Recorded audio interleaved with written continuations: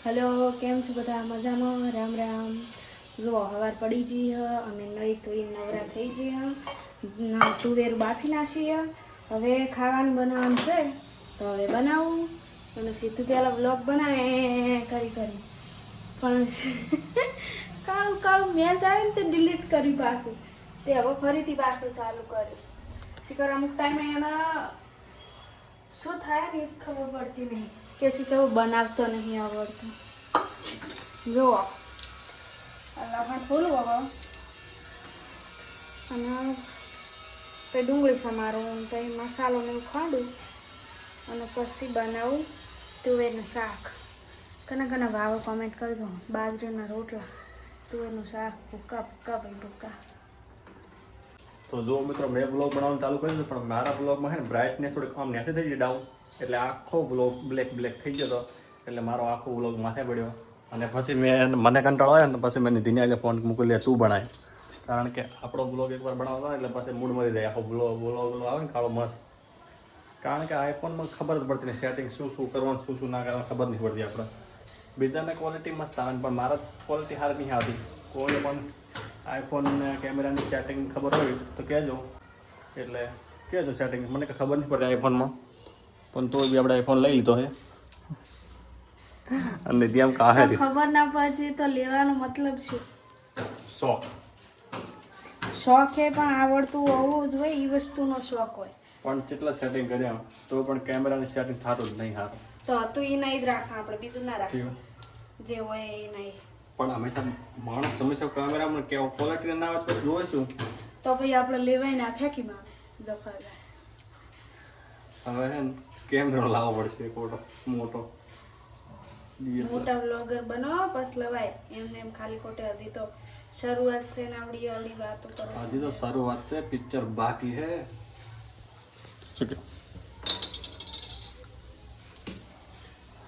આપણે જો બ્લોગમાં સક્સેસ મળી જાય તો પછી તો કેમેરો જ લાવો છે. આઈફોન ગમતો જ નહીં આપણે. મારે નવું ફોન. કારણ કે મેં વહેલા ઉઠીને મસ્ત બ્લોગ શૂટ કર્યો. મેં જોયો નતો, આ તો નીચે જોયું ને ત્યાં ચેક કર્યું કે લાવ દે આ બ્લોગ ચેક કરો, થોડોક એડિટ કરવો તો કરી લાવું. પણ જોવા જાવ તો આખો બ્લોગ બ્લેક. કારણ કે બ્રાઇટનેસ હતી થોડીક આમ ડાઉન થઈ ગઈ હતી એટલે આખો બ્લોગની પથારી ફેરવી ગઈ. એટલે પછી આખો બ્લોગ ડિલીટ કરવો પડ્યો. અને હવે ડાયરેક્ટ કેટલા 10 વાગે 10 વાગવા વાળી આવ્યા છે ને બ્લોગ સ્ટાર્ટ કરી લાશો. પહેલાં જ નિધિને ફોન આપી દીધો. હું પકડી રાખું તો બ્લોગ બનાવે. કારણ કે આપણો મૂડ મરી ગયો હતો એટલે પછી નિધિને હાલ્યો. કારણ કે આપણા બ્લોગમાં મારા ઘણું કારણ કે કહેવાનું ટીવ પડી ગઈ છે. થોડુંક એડજસ્ટ કરતા રહેશો.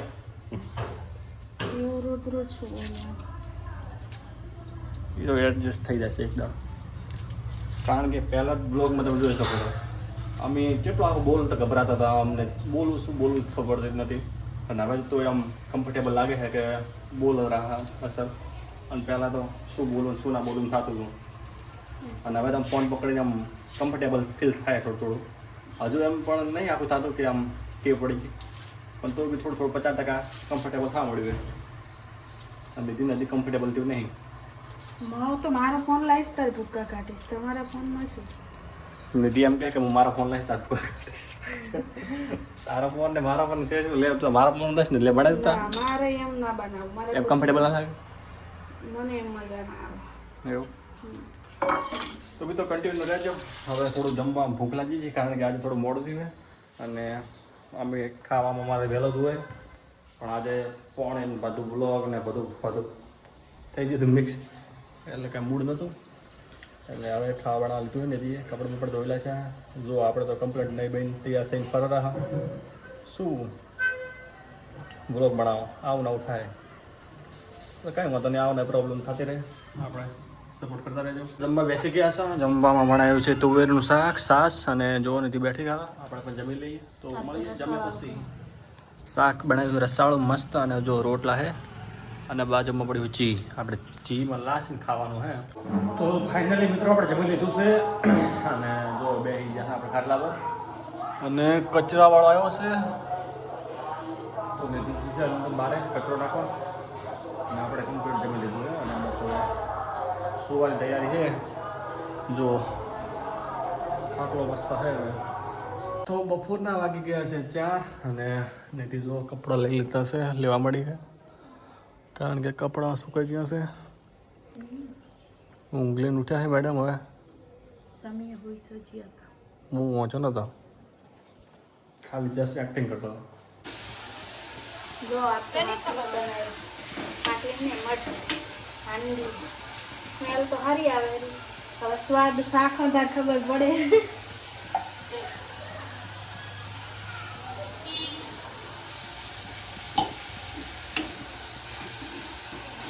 અમે બને એટલે બતાવો. તો નીતિ બનાવવાની રસોઈ તે માટલા લાઈટ હાંડી એમાં બનાવવાની છે. મને કે વિડીયો બતાવો વ્લોગમાં તો એ બતાવ્યું અને વિડીયો કોલ ચાલુ છે અમારી ભાભીનો તે વાતો કરેલી છે અને આપણે હવે વ્લોગ બનાવીએ છીએ. તો 6 વાગી ગયા છે. જો સાંજનું વાતાવરણ આવું છે કંઈક આજ બાયો બધી વાતો કરવાની છે બહાર અને ગાયો ભેગી થઈ ગઈ છે.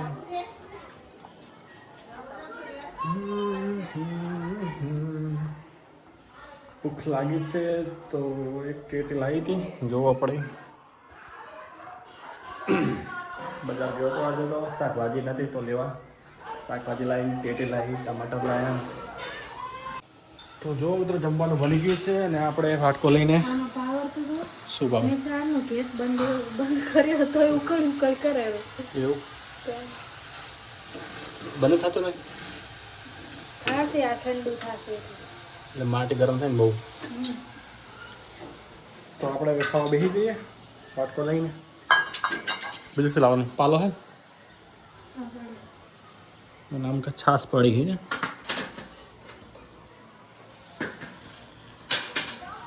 ખાવા જો ઠંડી હજી ગરમ ગરમ તમારે પણ લાવવું તો લાવી દેજો 100 રૂપિયાનું એક આપણને મળે જ છે. કોઈ બી જગ્યાએ મને એવું નહીં કે એવું એમ જે જણ રહેતું એને મળી રહે. આ તો કોઈ પણ આમાં બનાવવાનો ફાયદો છે કે આમાં સ્વાદ નેક્સ્ટ લેવલ આવે અને ઓલામાં પિત્તળમાં એલ્યુમિનિયમ ઈ ઝેર કહેવાય એમાં ના ખવાય. અને આમાં જો હાવ ચૂલામાં બનાવો ને દેશી ચૂલામાં તો અલગ જ સ્વાદ આવે કારણ કે લાકડાનો ચૂલો અને એક તો માટીનું સ્વાદ નેક્સ્ટ લેવલ થઈ જાય. એકવાર ટ્રાય કરજો. હા મારે તો અહીંયા ગેસ છે એટલે ચૂલો નહીં રાખતા. અહીં ગામડે ચૂલો હોય જો ચૂલો હોય ને તો લાકડાનો ચૂલો અને એક માટીનું એટલે અંદર ખાવા બનાવો એટલે મસ્ત પાછો સ્વાદ. હાબુથી ના ધોય હમ? હાબુથી ના ધોય તો અને ગરમ પાણી લઈએ અને પછી ધોવાનું. તો ચલો જમી લઈએ. આજે તો જુઓ અજવાળું છે બેસી જઈએ જમવા.